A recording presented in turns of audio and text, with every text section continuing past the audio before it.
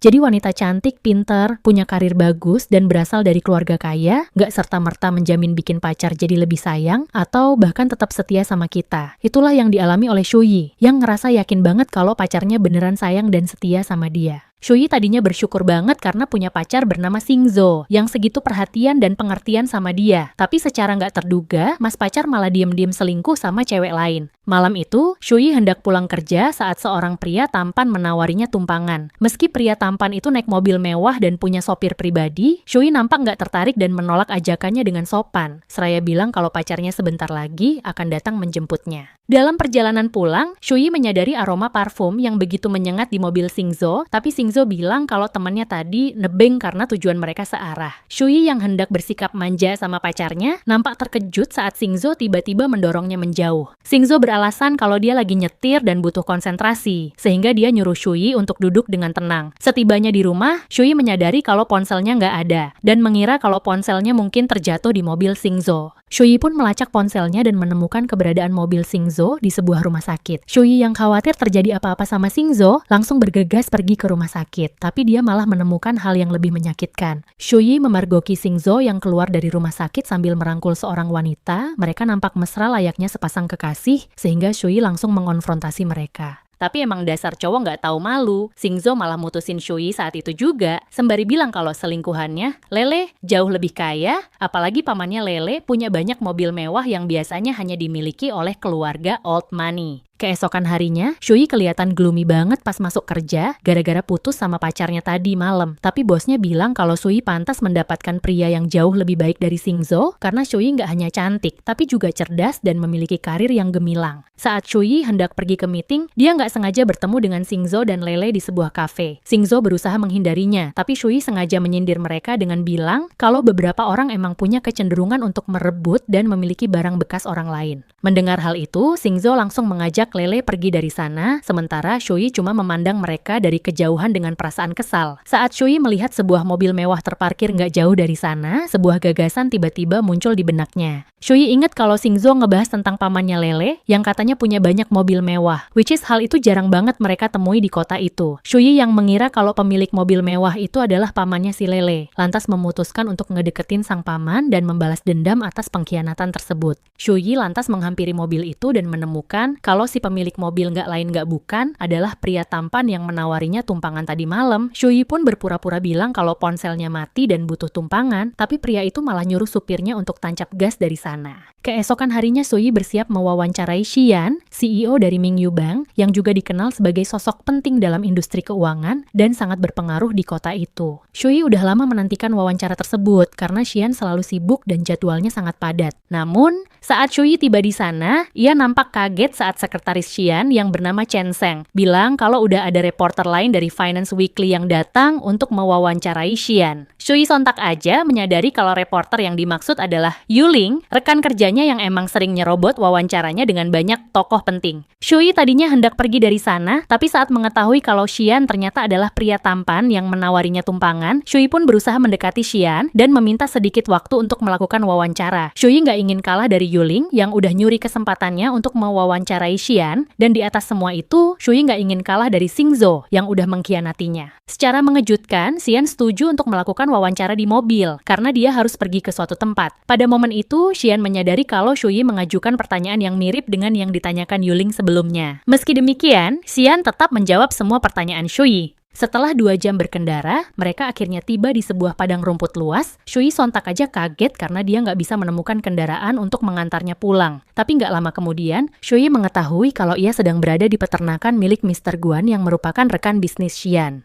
Untungnya, Shuyi dan Mr. Guan udah saling kenal, sehingga Shuyi sama sekali nggak merasa canggung, apalagi Mr. Guan juga mengundangnya untuk berkunjung ke peternakannya. Mr. Guan mengira kalau Shuyi adalah pacarnya Xian. Shuyi sih seneng-seneng aja dibilang begitu, tapi anehnya, Xian nggak bilang apa-apa, dan membiarkan Shuyi untuk menemaninya di sana. Shuyi yang menyadari kalau ini adalah kesempatan bagus buat ngedeketin Xian, lantas meminta Xian buat ngajarin dia menunggang kuda. Alih-alih ngajarin Shuyi, Xian malah ngajak Shuyi berkuda sama dia, dan sengaja memacu kudanya dengan dengan kencang buat nakutin Shuyi. Shuyi yang ketakutan lantas meminta Xian untuk pelan-pelan, tapi ekspresi Shuyi malah bikin Xian jadi salah fokus. Singkat cerita, Xian akhirnya nganterin Shuyi pulang, tapi karena perjalanan mereka cukup jauh, Shuyi pun ketiduran dan menemukan kalau Xian udah nggak ada di sampingnya. Shuyi pun turun dari mobil, tapi saat ia berjalan menuju ke apartemennya, dia menemukan kalau salah satu antingnya terjatuh di mobil Xian. Shuyi pun bergegas mengejar mobil itu, tapi udah keburu pergi dari sana. Keesokan harinya, Shuyi yang lagi pundung di toilet tiba-tiba mendengar Yuling yang masuk ke sana sambil marah-marah di telepon. Yuling ternyata lagi kesel banget karena editor mereka memutuskan untuk menggunakan hasil wawancara Shuyi, karena somehow Xian memberikan lebih banyak penjelasan dan informasi penting kepada Shuyi. Mendengar hal itu, Shuyi yang tadinya lagi bad mood, sontak aja ngerasa seneng banget karena biar gimana pun, editor mereka tetap mengakui kemampuannya. Sekalipun Yuling udah mencuri kesempatannya dan menjiplak semua materi risetnya. Siang itu, Xian yang lagi jenuh tiba-tiba menemukan sebuah benda kecil berkilau di mobilnya. Saat Xian mengambilnya, benda itu nggak lain adalah anting Shuyi yang nggak sengaja terjatuh saat Shuyi menumpang di mobilnya. Di waktu yang bersamaan, Xian mendapat panggilan telepon dari Shuyi yang menanyakan tentang antingnya. Xian tadinya bohong dengan bilang kalau dia nggak nemuin apapun. Tapi Shuyi bilang kalau anting itu sangat berharga baginya dan merupakan warisan keluarganya. Sehingga Xian pun menyuruh Shuyi untuk datang langsung mengambilnya. Sore itu, Shuyi datang ke rumah Xian yang sangat mewah dan megah. Di sana, Shuyi menemukan kalau Xian juga menyukai Song Leian, penyanyi terkenal yang sangat diidolakan oleh Shuyi, karena Xian memiliki kasetnya. Shuyi tadinya pengen ngobrol lebih lama dengan Xian, tapi ia mendapati sebuah tas wanita di atas sofa dan mengira kalau Xian udah punya pacar. Shuyi pun berniat untuk segera pergi dari sana karena biar gimana pun, dia bukanlah orang jahat yang suka merusak hubungan orang lain. Namun, Shuyi menyadari kalau semua itu mungkin hanya asumsinya. Shuyi pun balik lagi dan bertanya apakah Xian punya pacar. Xian langsung aja menyadari kalau Shuyi bertanya demikian setelah melihat tas wanita di atas sofa. Tapi Xian bilang kalau dia nggak punya pacar. Shuyi nampak sedikit lega, tapi Xian malah mendesaknya untuk menjelaskan kenapa dia merasa lega, seraya berjalan mendekati Shuyi. Di waktu yang bersamaan, Shuyi malah ngerasa panik dan bilang kalau dia nggak ingin Xian jadi salah paham. Shuyi mengira kalau tas wanita itu mungkin adalah milik keponakannya Xian, tapi Xian terus menyudutkannya sehingga Shuyi pun bergegas pergi dari sana. Gak lama setelah itu, seorang gadis bernama Shiyue muncul dan gadis itu gak lain adalah keponakan Xian yang lagi numpang tidur siang di sana. Shiyue kebangun karena mendengar suara Shuyi dan berpikir kalau Shuyi adalah kekasih pamannya. Xian kemudian nyuruh Shiyue buat kerja, tapi Shiyue nolak seraya bilang kalau uang mereka nggak bakal habis selama 7 turunan. Jadi buat apa dia capek-capek kerja? Namun, karena Xian merupakan kepala keluarga, Shiyue pun mau nggak mau nurutin perintah pamannya dan jadi anak magang di kantornya Shuyi. Hari pertama kerja di kantor, Shiyue malah kesel karena Shuyi nyuekin dia selama jam kerja, padahal Shuyi adalah mentornya. Shiyue pun curhat tentang perlakuan Shuyi saat makan malam keluarga, tapi Xian nampak cuek dan nyuruh Shiyue buat lanjut kerja aja. Keesokan harinya Shuyi nampak jengkel karena Xian terus menolak draft hasil wawancara yang ditulis oleh Shuyi. Pada momen itu, Shiyue ngira kalau Xian sengaja mempersulit pekerjaan Shuyi untuk membalas Shuyi yang udah nyuekin ponakannya. Walau terus mendapat penolakan dari Xian, tapi Shuyi menolak untuk menyerah, bahkan dia sampai nekat nyamperin Xian ke rumahnya untuk menuntut penjelasan. Xian bilang kalau artikel yang ditulis Shuyi emang gak bagus, makanya dia minta revisi.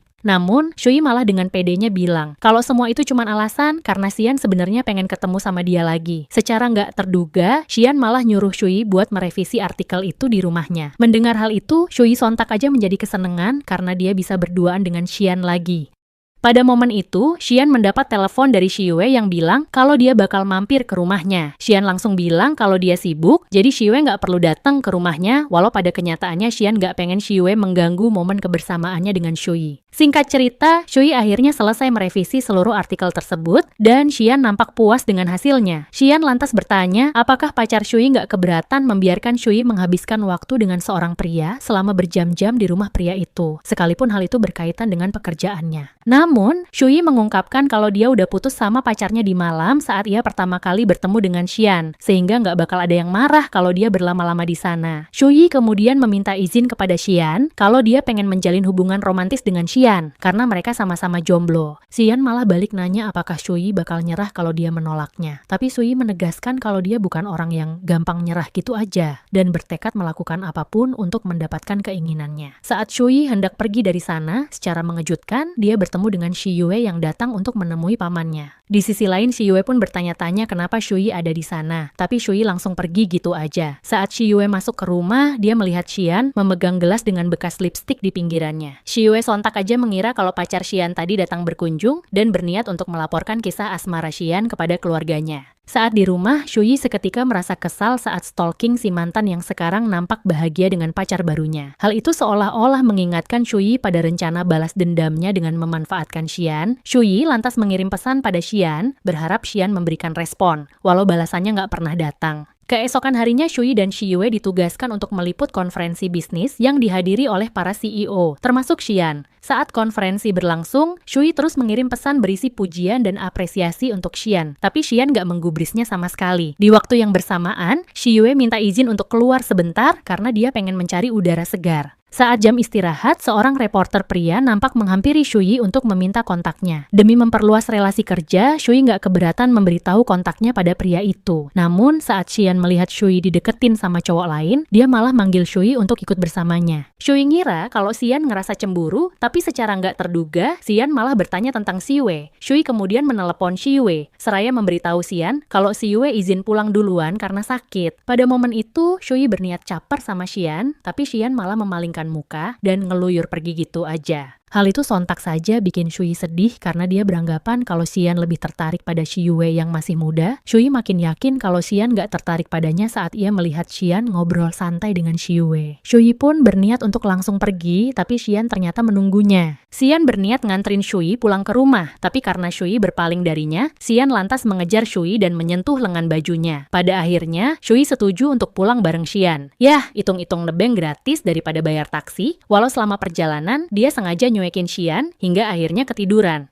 Xian cuma senyum-senyum aja ngeliat tingkah Shui, tapi mobil mereka tiba-tiba berguncang, membuat Shui nyaris terantuk kalau aja Xian nggak buru-buru memegangi kepalanya. Pada momen itu, Xian nggak sengaja menyentuh pipi Shui yang terasa sangat lembut di tangannya. Xian kemudian dengan hati-hati membetulkan posisi duduk Shui dan tetap di sana hingga Shui terbangun. Nggak lama kemudian, Shui akhirnya terbangun dan berterima kasih pada Xian karena udah nyempetin waktu buat nganterin dia pulang di tengah kesibukannya. Setelah Shui turun dari mobilnya, Xian nampak memandangi tangannya seraya mengingat kembali momen kebersamaannya dengan Shui yang singkat tapi sangat berkesan baginya. Sementara itu, Shui mengira kalau Xian adalah playboy karena Xian gak cuma tertarik pada Shi Yue tapi juga kepadanya. Menyadari hal itu, Shui pun mikir kalau sah-sah aja baginya mempermainkan Xian karena Xian ternyata sama buruknya dengan sang ponakan yang milih buat berselingkuh dengan kekasih orang lain. Saat di tempat kerja, Yuling nampak jengkel karena Sui nggak sama sekali menggubrisnya, padahal dia lagi ngomong sama dia. Sui lantas mengungkapkan kalau dia selalu pakai earphone dan nyetel musik dengan volume gede, sehingga dia bisa berkonsentrasi penuh tanpa gangguan apapun. Shi Yue yang juga berada di sana, akhirnya menyadari kalau selama ini dia udah salah paham pada Shui dan ngerasa bersalah karena udah mengadukan Shui pada pamannya. Sore harinya, Shui nampak senang karena mendapat permintaan pertemanan dari seseorang dengan inisial SY. Shui yang mengira kalau SY adalah Xian, langsung menerima pertemanan itu dan mengirim pesan pada Xian seraya mengajaknya untuk menghadiri konser Song Leian. Singkat cerita, akhir pekan tiba dan Shui nampak begitu bersemangat karena dia bakal nonton konser bareng Xian. Tapi secara nggak terduga, Shui malah dihampiri oleh Shi Yue yang mengungkapkan kalau dia adalah SY yang mengirim permintaan pertemanan kepada Shui. Shui rupanya salah paham karena inisial Xian dan Shi Yue sangat mirip. Tapi ya udah deh, mereka udah terlanjur datang ke sana dan memutuskan untuk menikmati konser tersebut sampai selesai. Seusai konser, Shui merasa seluruh badannya pegel-pegel, bahkan pergelangan kakinya jadi terkilir karena salah pakai sepatu. Apesnya lagi, Shui malah nggak dapet taksi sehingga dia terlantar di pinggir jalan sambil menahan sakit. Secara mengejutkan, Xian tiba-tiba muncul, sehingga Shui pun langsung meminta Xian untuk mengantarnya pulang ke rumah. Tapi Xian malah ngisengin Shui dengan tancap gas dari sana dan baru balik saat ia melihat Shui dideketin sama seorang cowok random. Bener-bener deh, Xian. Bisa-bisanya kamu ninggalin cewek secantik Shui sendirian di pinggir jalan. Emangnya nggak takut dicomot cowok lain? Xian kemudian membawa Shui ke rumah sakit milik keluarganya. Tapi saat Xian nyuruh Shui turun dari mobil, Shui malah merajuk minta digendong sama Xian, beralasan kalau kakinya masih sakit. Xian dengan enggan menggendong Shui, bahkan ngancem bakal menjatuhkan Shui kalau Shui berpura-pura sakit. Saat diperiksa, Shui sengaja pura-pura sakit, padahal sebenarnya kakinya nggak sakit-sakit banget. Emang dasar si Shui. Bisa aja nyari perhatian sama Xian. Shui bahkan naik kursi roda demi mendukung aktingnya, tapi Shui malah membongkar kebohongannya sendiri saat dia berlari ke arah Xian gara-gara tikus. Saat ditelepon, Xian mendapat telepon dari temannya yang bilang kalau seorang seorang aktris bernama Beilin ingin kenalan dengan Xian. Tapi Xian menolak untuk bertemu dengan artis tersebut, seraya bilang kalau di mobilnya ada seseorang yang lebih jago berakting dari aktris manapun. Which is hal itu merujuk pada Shuyi. Saat di rumah, Shuyi nampak senang karena Xian akhirnya membalas pesannya. Shuyi lantas mentransfer sejumlah uang kepada Xian sebagai biaya rumah sakit. Tapi Xian langsung mengembalikan uang tersebut, seraya bilang kalau itu merupakan kompensasi atas aktingnya hari ini. Tapi Shuyi bilang kalau kompensasi segitu mah nggak cukup buat aktingnya, dan malah ngajak Xian buat makan malam. Sementara itu, Xian nampak lagi ngumpul sama keluarganya saat kakak iparnya, which is ayahnya Xiyue, memberitahu Xian kalau Xian harus menghadiri pesta makan malam mewakili keluarga mereka. Kakak iparnya nyuruh Xian ngajak Xiyue juga, tapi Xiyue ogah karena menurutnya pesta itu sangat membosankan. Alhasil, Xian pun berniat mengajak Shuyi. Saat akhir pekan, Shuyi berniat membeli gaun baru untuk acara makan malam dengan Xian. Tapi secara nggak terduga, Xingzhou juga berada di sana untuk menemani Lele yang lagi belanja. Di waktu yang bersamaan, Shuyi mendapat pesan dari Xiyue yang bilang kalau dia bakal datang ke sana untuk membantu Shuyi. Rupanya, Xiyue udah tahu kalau Shuyi diselingkuhi sama pacarnya dan mendukung rencana balas dendam Shuyi dengan memanfaatkan sang paman. Shuyi kemudian keluar dari ruang ganti dan gak sengaja mengenakan gaun yang sama seperti yang dikenakan Lele. Shuyi tadinya berniat mengonfrontasi mereka, tapi ngapain repot, toh hari ini dia bakal makan malam sama Xian. Shuyi lantas mengirim fotonya pada Xian yang kala itu sedang menghadiri rapat direksi. Xian cuma menghela napas, membuat semua orang yang menghadiri rapat menjadi kaget karena mengira Xian sedang merespon presentasi mereka. Tapi Xian berkata pada mereka untuk melanjutkan rapat dan membalas pesan Shuyi.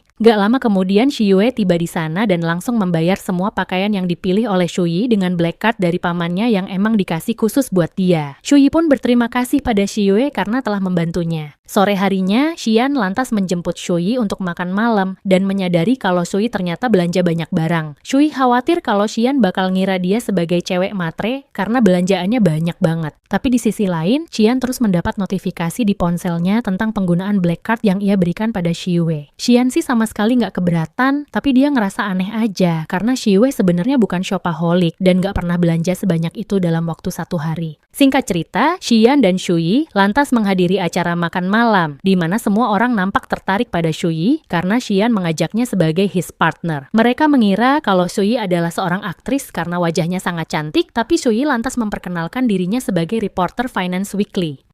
Saat makan malam, Shuyi mendapat pesan dari Xingzhou, tapi ia berusaha menyembunyikannya dari Xian, which is hal itu malah bikin Xian curiga. Xian kemudian menyeka sisa makanan di pipi Shuyi dan mengantar Shuyi pulang. Shuyi yang masih ngerasa uneasy, bergegas untuk masuk ke rumah, tapi Xian lantas mengejarnya dan menyuruh Shuyi untuk mengeluarkan semua barang belanjaannya dari mobilnya. Singkat cerita, Shuyi nampak sedang berlibur dengan sahabatnya, Sansan, tapi Xian kayaknya kangen sama Shuyi karena tumben-tumbennya Shuyi nggak caper sama dia. Xian berinisiatif ngirim pesan duluan ke Shuyi, beralasan kalau Mr. Guan kangen sama dia. Shuyi jelas aja kaget karena buat apa Mr. Guan kangen sama dia, walau pada kenyataannya yang kangen sama dia nggak lain adalah Xian. Xian bilang kalau Mr. Guan ingin diwawancarai oleh Shuyi dan mengundang Shuyi untuk berkunjung ke rumahnya. Shuyi nampak senang banget dan berterima kasih pada Xian karena udah membuka jalan baginya untuk mewawancarai Mr. Guan yang merupakan salah satu sosok penting dalam dunia bisnis dan sangat berpengaruh di kota itu. Shuyi lantas menelepon Mr. Guan untuk mengatur jadwal pertemuan mereka. Dan beberapa hari kemudian, Shuyi pun datang ke rumah Mr. Guan. Xian juga datang ke sana untuk menemani Shuyi, dan mereka pun makan siang bersama. Pada momen itu, Xian sepertinya tertarik pada Shuyi karena dia terus menunjukkan perhatiannya pada Shuyi. Xian juga mengakui kalau Shuyi sangat cantik dan anggun. Di sisi lain, Shuyi ternyata menyadari kalau Xian beneran tertarik sama dia, which is hal itu menandakan kalau rencananya berhasil. Beberapa hari kemudian, Shuyi yang baru pulang kerja karena lembur di kantor, tiba-tiba dihampiri oleh seorang pemuda yang memberikan sebungkus roti istimewa kepada Shuyi. Pemuda itu adalah pelayan toko roti langganan Shuyi dan berinisiatif memberikan roti tersebut karena Shuyi nggak mampir ke tokonya saat makan siang. Shuyi pun berterima kasih pada pemuda itu. Tapi di waktu yang bersamaan, Xian tiba-tiba muncul dan dia nampak cemburu. Setelah memberikan sejumlah uang kepada pemuda itu, Xian lantas mengajak Shuyi pergi dari sana seraya menegur Shuyi karena menerima makanan dari orang asing begitu aja. Bilang aja deh kalau kamu emang cemburu, Xian. Nggak usah pakai alasan segala. Saat Xian dan Shuyi hendak masuk ke mobil, secara nggak terduga, Yuling memergoki mereka dan menyimpulkan kalau Shuyi memiliki hubungan istimewa dengan Xian, which is hal itulah yang bikin hasil wawancara Shuyi jauh lebih bagus dari miliknya. Duh, kira-kira Yuling bakal ngelakuin apa ya? Apakah dia bakal menyebarkan rumor buruk tentang Shuyi dan Xian, atau dia bakal berusaha ngerebut Xian dari Shuyi? Like and subscribe kalau kamu pengen tahu kelanjutannya.